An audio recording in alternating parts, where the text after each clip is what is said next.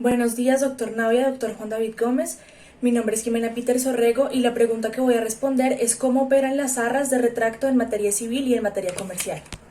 Lo primero que hay que tener claro para establecer la diferencia entre las arras civiles y las arras comerciales o cómo operan estas dos es que en principio el legislador ha establecido que los contratos deben deshacerse de la forma en la que se hacen, en especial cuando son bilaterales, es decir, por el mutuo consentimiento. En ese sentido, las arras son una excepción a esa regla general, pues las arras suponen que en los contratos bilaterales se puede dar la terminación unilateral de los contratos sin que medie una indemnización de perjuicios. Es decir, lo que suponen las arras es un pago por hacer uso de la facultad de retiro o retractación del contrato, más no un pago por un concepto de indemnización de perjuicios. Entonces, en concreto, las arras retractatorias a lo que se refieren es a que hay una entrega de un bien mueble, un dinero, unas joyas, un ganado, etc. Y eso lo que hace es que se da como una especie de garantía para el cumplimiento del contrato.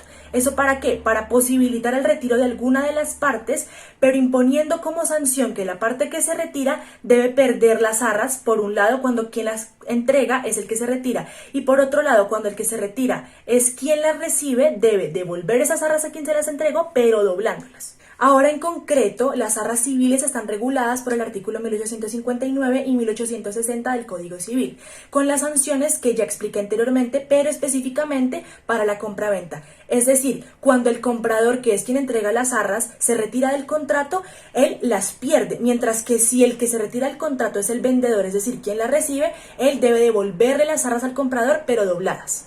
Ahora bien, por otro lado, en materia comercial, el artículo 866 del Código de Comercio establece las arras retractatorias, pero con dos particularidades diferentes a las del régimen civil.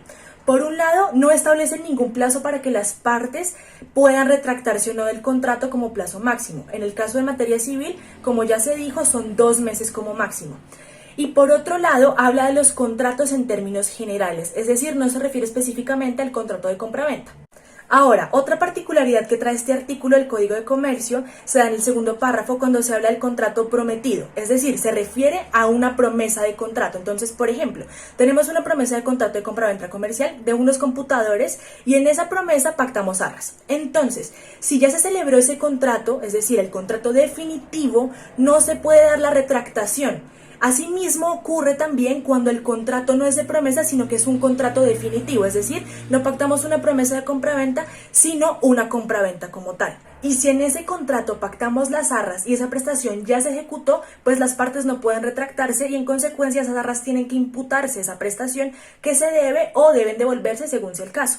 Además, como ya dijimos, como no hay un plazo en el artículo 866 del Código de Comercio, entonces debe aplicarse, por analogía, el artículo 1860 del Código Civil. Ahora, una última claridad que aplica para las arras retractatorias, tanto civiles como comerciales, es que se debe seguir con la formalidad del contrato principal. Es decir, que si el contrato principal está sujeto a la constitución y la escritura pública, pues la retractación en las arras debe darse también mediante una escritura pública. ¿Por qué? Porque las arras son un pacto accesorio.